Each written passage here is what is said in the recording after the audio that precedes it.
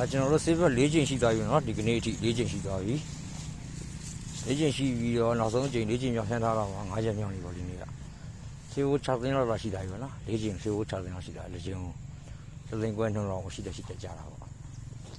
အခုလက်ရှိအနေထားအရကျွန်တော်လည်းလာအရှိတောင်းနေတော့အကုန်ရင်လို့လာလိုက်တာပါနော်လက်ရှိအနေထားအရအခုသူကအပွင့်အကြံသေးတယ်ဗျလက်ရှိအနေထားအရပိုးကင်းတယ်အပွင့်ကြံသေးတယ်ဆိုတော့ကသူကရက်တင်လာဆက်လုပ်တင်လာပေါ့နော်6သိန်းပုံထားရဲဆိုတော့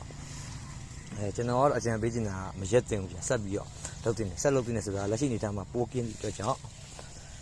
ဘာလုပ်တင်လဲဆိုတော့ကျွန်တော်တို့အသီးပွင့်တီးတန့်ပေါ့နော်အဲလိုဟာတက်ပါတဲ့ဥစ္စာလေးနဲ့အသီးပွင့်တွေကြီးထွားပုံပြဖို့အတွက်ကိုကျွန်တော်တို့လုပ်တင်တယ်လို့ကျွန်တော်တို့ထင်တယ်ပေါ့နော်အပွင့်ရှိနေသေးတဲ့အတွက်ကြောင့်ကျွန်တော်တို့ကအသီးရနိုင်သေးတယ်ပေါ့နော်အဲ့ဒီဘောတော့ရှိတယ်အပင်နေထားရတော့တော်ပြီအပင်နေထားရဒီလောက်ပဲပင်တာအကောင်းရင်လည်းအသီးဘက်အားနေသွားတယ်ဆိုတော့ပင်နေထားတော့တော်ဒီလောက်နေထားပဲ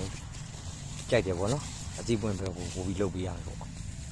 အပွင့်ရလက်ရှိတိုင်းလိုက်ရဆိုမြင်နေရသေးတယ်ဒီပွင့်ရနိုင်ဒီပွင့်ရမယ်တီးနေတဲ့အသီးသေးနေတဲ့အသီးညက်နေတဲ့အသီးလေးတွေလည်းကြီးထွားအောင်လို့တစ်ခါပြန်လုပ်ပေးရင်ကျန်တဲ့ကောင်လည်းမသိချင်းဖြစ်ပြီးပွင့်နေတဲ့ကောင်လေးတွေထပ်ပွင့်လာအောင်ပေါ့လှုပ်ဆော်ပေးရင်ဒါကြောင့်ကျွန်တော်ကတော့အားစီးတီးတန်းကို2မျိုးလောက်ဆက်ပြီးတော့ဖြန်းဖို့ဒါတောင်သူပြောမှာပေါ့နော်အကြံပေးရမှာပေါ့ဖြန်းတာဖြန်းတော့သူအပိုင်ပေါ့နော်ကျွန်တော်ကတော့ဒါပြောပြပေးရမှာပေါ့ပထမတတိတော့ရသွားပြီဒါပေမဲ့ရတဲ့တတိမှာအခုလက်ရှိနေထားရကျွန်တော်လိုက်ကြည့်ရ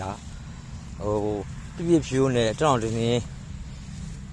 တောက်ဆန်မှာကြီးမမရှိဘူးပေါ့နော်အားနေတယ်ပေါ့အားနေတဲ့အပိုင်းပါတယ်ပေါ့အဲ့အတွက်ကြောင့်ကျွန်တော်တို့ကအသီးပွင့်တော့ကိုကောင်းကောင်းလေးအတွဲလေးတွေတွဲတော့တွဲပြီးတော့ဖြန်းတင်တယ်ပေါ့နော်